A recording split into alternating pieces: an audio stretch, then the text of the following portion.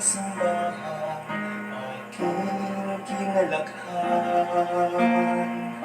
Sinisinta, minamahal, habang buhay na paglilingkuran. Ang buhay ko ito ay iaalay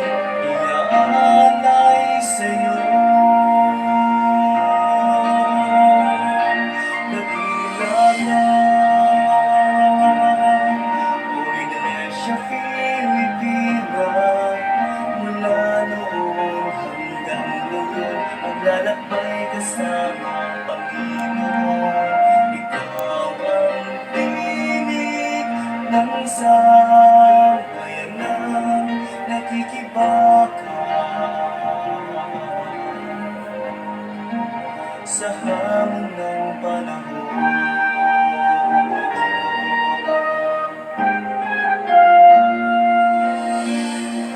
Sa pagpapatuloy ng gawain ng Diyos, mga manggagawa may kaligayaing lubos, kapayapaan, katarungan,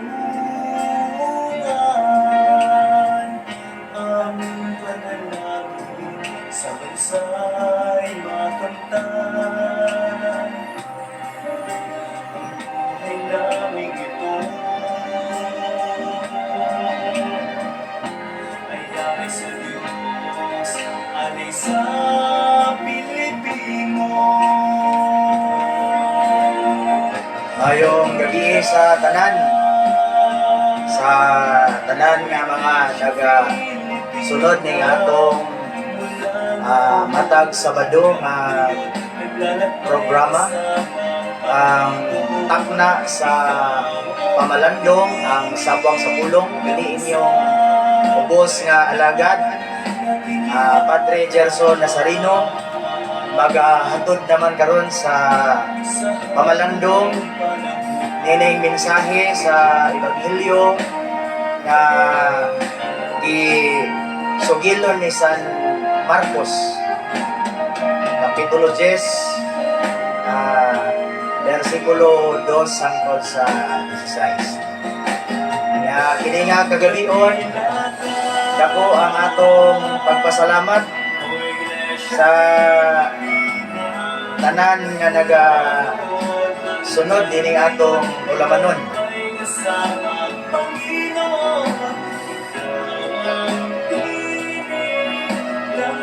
Nining mao nga adlaw Sabado matagabi kining atong regular nga buluhaton. Welcome gyud ang tanan aron sa pagsudong nining atong matagabi nga buhat. Sa hanggang panahon. Kanya nining atong kagabion karon atong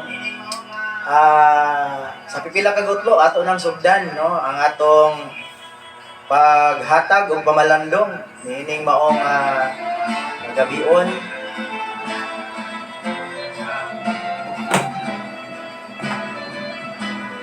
Kanya atong pasalamatan una ang tanan nga mga padayon nga nagasunod no ning atong programa sa gikan sa gawas sa nasod no sa atong mga kaigsunan nga mga OFW o sa atong mga kaigsunan usab nga palad sa gawas aron padayon nga makahatag og maayo nga kinabuhi sa ilang pamilya sa Pilipinas. Ilabi na nga dito kang Annabel, no? Weblas, Albano. May gabi ka din diha, ang Jan, ang Rev Jan Esparago, na nagtanaw karon sa Diocese of Surigao, Bats, may gabi ka nimo. O kang angging bakos ng mga naglantaw karon. Namasab sa atong igsuon nga si Manilyn Ibarial Kabog. Yung gabi kaninyang tanan din ha. Ya, sa pipila ka gutlo atong sugdan kining atong bulaton. Aron padayon atong malandungan ang atong pagka-Kristiyano sa atong ingon nato nga kinabuhi no sa usa ka Kristiyano. Aron ang atong padayon nga pagpamuhat makapahaom kita dito sa atong matag adlaw nga pagkinabuhi. Sa tanan nga mga nagasunod karon ning atong uluhaton ayong gabi kanatong tanan pila ka gatlo ato nang sudlan ang malandong ya kamati na kita sa mga hi-fi songs mga nagahagit usab kanato sa atong uluhaton so kang Irene no Irene Makalimbal ang muling clerk sa una sa Katedral Pakunasay ay mayong gabi kanimo diha watching from Daman, Saudi Arabia amping sa imong padayon nga pagpanimpala din ha ay no? Naot nga luwas ang imong pagpanarbaho o luwas sa tanan nga mga pelikula amping magpalaya.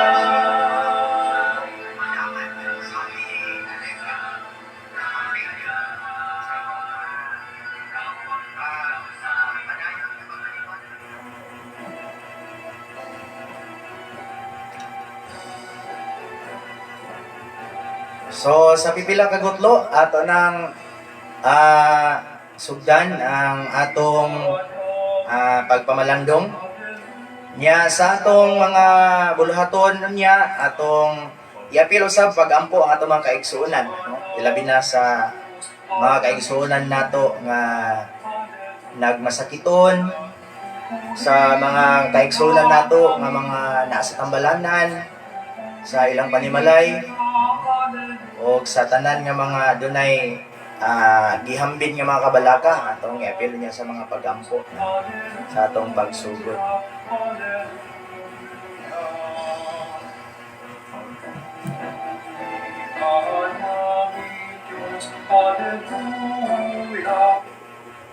Sumuko'y nagpupuri, nagpupuri sa Panginoon. Nagagalak ang aking espiritu sa aking tagapagligtas. Sapagkat nilingap niya, kababaan ang kanyang alipin, mabalan ang pangalan ko.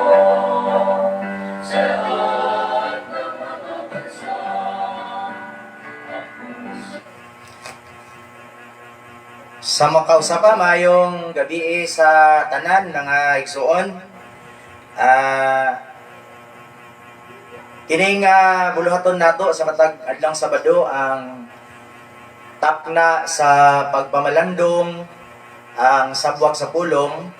Nining maong kagabihon atong iapil sa atong mga pagampo ang atong mga kaigsuonan no nga unta mahibalik ang ilang maayong palawas sila binangadto kang sa atong lay reader sa misyon sa Titay ngadto kang kaabag Lelebet Pangasian nga anaa sa dili maayo nga kahimtang unta ang Dios magahikap kaniya o magahatag usab og untag kalig-on sa tibok banay aron kining kalisdanan nga ilang gibati karon ilahang maatubang.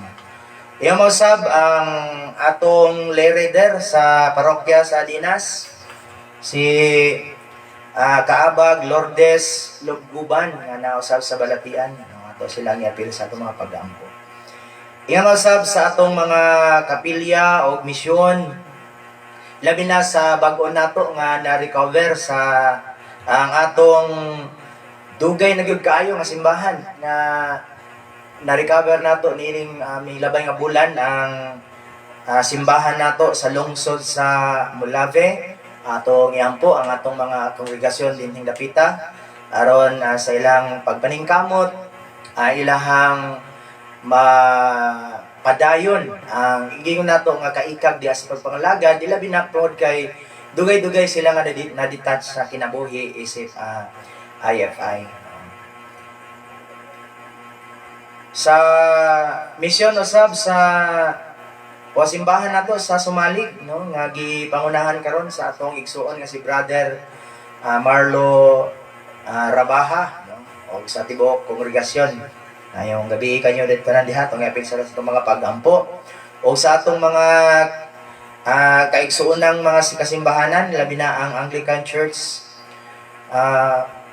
nga padayon natong kauban sa buhat no sa padayong misyon sa Dios o yun pa usab ang Episcopal Church nga nahimo natong kauban sa atong mga misyon. Sa sulod usab sa IFI dinhi sa atong mga dioceses sa atong Diocese sa Palawan, Diocese of Bohol o ang pag-o pa lang gyud nato nga na himugso nga Diocese of Lacerda pag-auban sa atong mga local nga mga nangalagad ang atong mga diocesan bishop padayon silang lig-unon o ang kinabuhi sa mga klero mga laiko diha sa kahiusahan sa bulaton isip o sa kasimbahan. Kini nga kagabion mga igsuon ang atong pamalandungan o yung pamalandong mo kini ang atong official nga giya sa pagpamalandong no sa matag adlang Domingo o kining gitawag nato nga sabwag no gikan kini sa sina sa atong Diocesan Bishop no may gabi sa atong bispo sa Diyos sa Pagadian Bishop Dave Anticristo Bitos o sa tibuok kaparian mga lideres o tanan nga mga magtutuo sa Iglesia Filipina Independente na yung gabi ka natong tanan.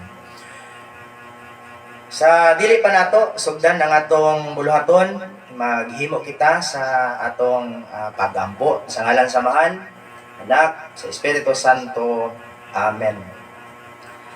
Magampo kita makagagahom o walay katapusang Dios ikaw sa kanunay andam sa pagpaminaw kanamo kaysa kami nga magaampo og sa paghatag nga labaw pa kaysa among gitinguha kaysa angayan kanamo ibubo kanamo ang kadagaya sa imong kaluoy magapasaylo kanamo niadtong mga butang nga gikahadlukan sa among tanlag og magahatag kanamo niadtong mga maayong butang nga dili kami takos nga mga magapangayo kundili pinaagi sa kaayo sa pagpataliwala ni Jesucristo nga among Ginoo siya nga buhi og nagahari ban kanimog sa balang espiritu sa kadios karon og hangtod sa kahangturan.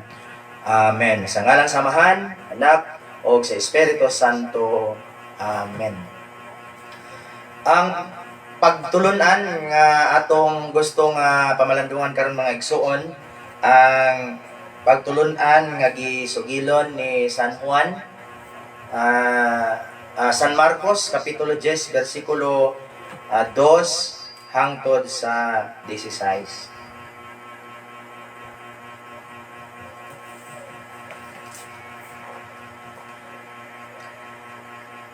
Og dihay pipila ka mga Pariseo nga miduol og misulay pagbitik kaniya nangutana sila nagtugot ba ang atong balaod kang bisan kinsa sa pagbulag sa iyang asawa?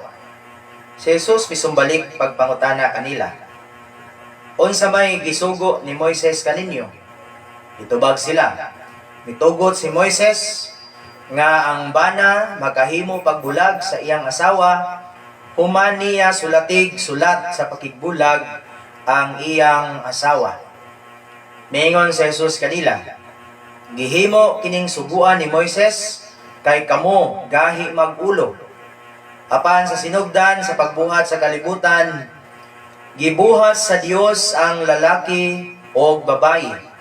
Tungod niini, mobiya ang lalaki sa iyang amahan o sa iyang inahan o makigiusa sa iyang asawa o silang duha mahimo ng usa. Busa ang bana o ang asawa dili na duha, kun dili usa na lamang. Tungod niini, kinahanglan dili bulagon sa tao ang gihiusa sa Dios. Sa dito na sila sa balay, nangutana ang mga tinun-an kang Hesus, may tungod niining butanga. Mingon siya kanila, ang bana nga mubulag sa iyang asawa o makinminyog laing babayi, nakapanapaw batok sa una niyang asawa, o ang babayi nga mubulag sa iyang bana o makigminyo o laing lalaki na kapanapaw usab. May pipila ka mga tao nga nagdala og mga bata ngadto kang Hesus aron sila hikapon niya. Pankasab-an sila sa mga tinun-an. Sa pagkaalinggat ni Hesus niini nasuko siya ug miingon sa iyang mga tinun-an, "Parya kanako ang mga bata, ayaw sila did-i, kayang gingharian sa Dios ila sa sama niining mga bata. Iman-i ninyo kini, ang dili mudawat sa paghari sa Dios sama sa usa ka bata, dili may sakop niini. Unya iyang gipangugos ang mga bata, gitapion ang iyang mga kamot kanila o gipanalanginan sila."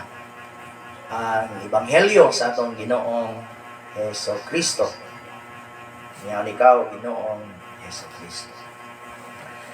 Naigsuon, kining maong gabi sa atong buluhaton, ang pagtulunan nining ikakauhaan nga Domingo human sa Pentecostes, og nini usab nga adlaw ama pagtulunan nagahisgot mahitungod sa pagpahinumdom o mahinungdanon nga butang, ilabi na ang gitawag nato nga sakramento sa kaminyoon o ang kahulugan niini. Isip panigtingnan sa kahimtang sa kinabuhing Kristohanon. Kini mao ang tema sa kasulatan karon nga kabahin gihapon sa mga panudlo sa atong Ginoong Hesukristo ngadto sa iyang mga tinun-an sa tibuok katawhan nga misunod paingon sa Jerusalem. Gikan sa kayutaan sa Galilea o sa lugar nga gipuy-an ni Jesus, ang ebanghelyo karon naghisgot nga miadto sila no sa kayutaan sa Judea, tabok sa suba sa Jordan, kabahin nasa teritoryo sa Peria. Ang maong teritoryo ana sa kasadpan nga bahin sa timog nga dapit sa Judea, duol kini sa lungsod sa Jerusalem. O gani kasikbit niini ang lungsod sa Betania, diin nahitabo kadtong pagdihog og lana kang Hesus timaan sa iyang pagkaduol o nagkaduol na nga kasakit o kamatayon. Among teritoryo sa Peria, no, gidumala kini ni Herod of Antipas, ang hari nga atong nasayran diha sa ebanghelyo ni San Juan nga kining maong si Herod of Antipas nakigipon ngadto kang Herodias nga asawa sa iyang igsuon. Kini nga gisaway kining mga butanga gisaway ni Juan Bautista. No? Kining maong maot og dili mao nga panghitabo og salawayon nga buhat gisaway ni Juan. Gani mao kini ang hinungdan sa paglunggo sa ulo mismo ni Juan. Ang salawayon nga buhat ni Herod Antipas dako kayo giisyo sa teritoryo sa maong dapit. Dinhi nga dapit ang Ginoong Hesukristo iduol sa mga Pariseo gipangutana aron sulayon bitkon siya, no? Sa daghang mga butang, ilabi na ang may kalamigitan sa balaod sa pagkigbulag sa asawa. Ang maong pangutana o pagbitik kaniya aron siya makahimo og usa ka inon nato posisyon no baruganan nga makapasuko kang Herod, no? O kaha madismaya ang ubang tao nga nagpaabot nga si Jesus mutudlo sa angayan o ingnon ta mga matarong nga butang. Ang tubag ni Jesus sa maong pangutana, tubag rosab nga ino na to nagagamit sa balaod nga ilahang nahimong sumbanan sama sa ubang higayon nga siya gisulayan sa pagbitik. Paniini nga higayon mga igsuon, ang tubag ni Jesus mikutlo sa tradisyon diha sa Heneses. May tungod sa walay pagkabugto nga kahiusahan diha sa tali sa kabinyoon. Ug tungod niini walay luna ang diborsyo o kabulagan diha sa kaminyoon. Nining mao nga panudlo gipakita kanato ang dako nga kamahinungdanon o kabililhon sa Kristohanong kaminyoon diha sa atong pagsabot unsa ang atong relasyon ngadto sa Dios. Dinhi nga dapit o makita nato ang duha ka dagko nga punto. Una, ang makita nato unsa ang tibuok kahulugan sa sakramento sa kaminyoon. Ang sakramento mao ang panggawas o makita nga timaan sa pagsulod sa espirituhanon nga grasya. Gihatag ni Kristo isip kamatuoran nga paagi nga kita mudawat sa maong grasya, sa maong kahulugan isip sakramento. Ang kaminyoon mahimo diay nga timaan diha sa usa ka kahiusahan, dili lamang tali sa bana o asawa, kundili tali usab sa kalibutan, sa katawhan o sa Dios. Mao gani nga diha mismo sa rito sa kasal ato madungog ang daghang timaan sa kapadaygan sa maong kayusahan aron ang bana o ang asawa dili na duha kundili usa na lamang.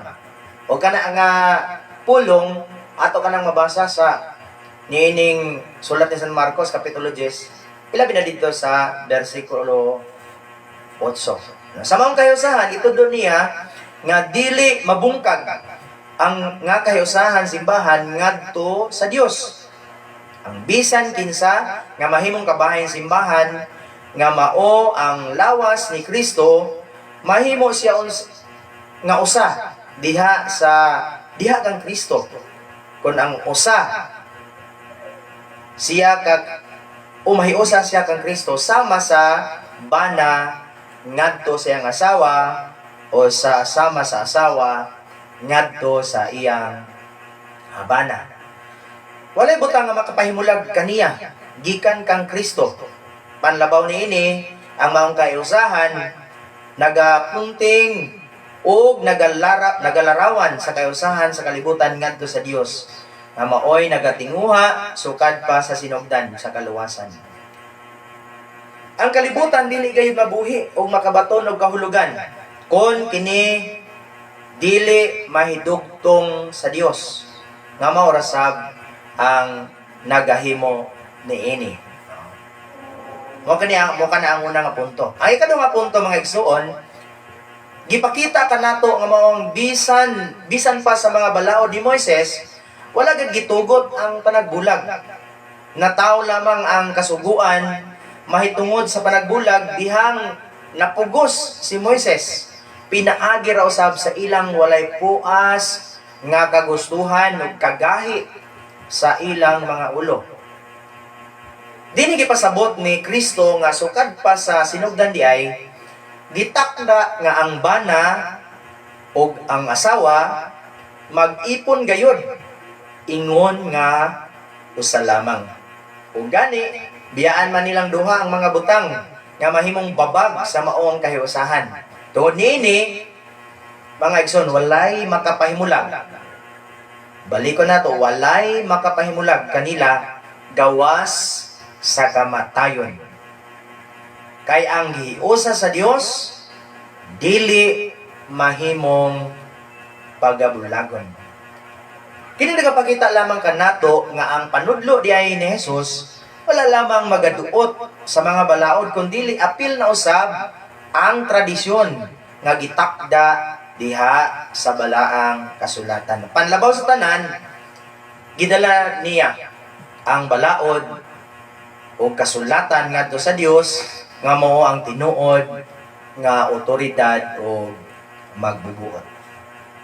Una nga karon nga Domingo mga igsuon, ipakita nato ang usa ka tawag ingon nga mga tinun-an, ingon nga mga sumusunod sa Dios nga kita susama sa sakramento sa kaminyoon, ang atong pagkikirelasyon sa Dios, ang atong pagkidugtong sa Dios, no? Sama sa usa ka sakramento sa kasal nga dili gayud pwede nga bulagon. Nyanini nga mao nga ebanghelyo ato usab nga dabantayan nga dunay gihatag siya nga panigingnan sa mga bata, no? Tungod kay nasayod kita nga kung adunay pa nagbulag sa kaminyoon, ang diretso nga apektado niini ang atong mga kabataan, no? Nga walay kamuang-muang. Muna nga gihugtan ni Jesus, gipaklaro ni Jesus, gipatinaw ni Jesus nga dili gayud pwede nga bulagon ang kaminyoon tungod kay, no, ang dako nga mahimong biktima niining maong panagbulag mauman ang ilang mga kabataan. Nya atong nahinumduman sa mga miagi pa nga mga pagtulunan, si Jesus mismo nagpaklaro, no? Nga kung dunay makaamong niining usa nini mga bataa, no, diha sa pagtuo kanako, maayo pa og hiktan o galingang bato o itambog ngadto sa dagat kaysa makaangin siya sa usa ka bata nga makasulod sa iyang harian. Nya karon samtang did-an sa mga apostoles, sa mga tinunan nga moduol ang mga bata, ngan siya nga suko siya ayo padihan ng bata. Paduula sila kanako kay ang hingharian sa Dios, ang paghari sa Dios, no, sama o para niining mga bata. Nagkakita usab kini kanato nga kita usab unta, no, nga may sama sa usa ka bata nga andam mudawat, no, didto sa kinasingkasing gayud sa atong pagigdugtong ni Hesukristo. Muna nga samtang atong nasabot nga ang balaang kasulatan sa Jesus mismo nagbabag ugulin na ang diborsyo o panagbulag sa kaminyoon, nakapasabot kini kanato nga ang ato ding pakigdugtong kang Jesus usa siya ka kinabuhi, usa siya ka panahon nga walay o sitwasyon nga walay makabulag kanato gikan kaniya. Wala kay kini nga Domingo, pag balik lang taw nato kini sa atong gipanumpaan mismo dito sa atong tagsa-tagsa nga mga bunyag. No? Pipila na magha nato ang nakig-divorce sa Dios. No? Nakigbulag sa Dios tungod lang sa atong kaugalingon nga mga kapritso sa kinabuhi. O gani sa atong pagdesisyon sa mga butang tungod kay gisunod nato, gituman nato ang atong mga tinguha, daghan ang mga nahimong biktima niini. Atong pamilya, atong mga silingan, nagisigkaingon, o mismo ang atong kinabuhi nga nagpahilayo diha sa kabubuton sa Dios. Muna nga gitawag kita karon nga kanunay kitang magpabilin diha kaniya. O kanunay gayod nga mahilambigit sa kinabuhi sa kayusahan sama sa usa ka bana o asawa.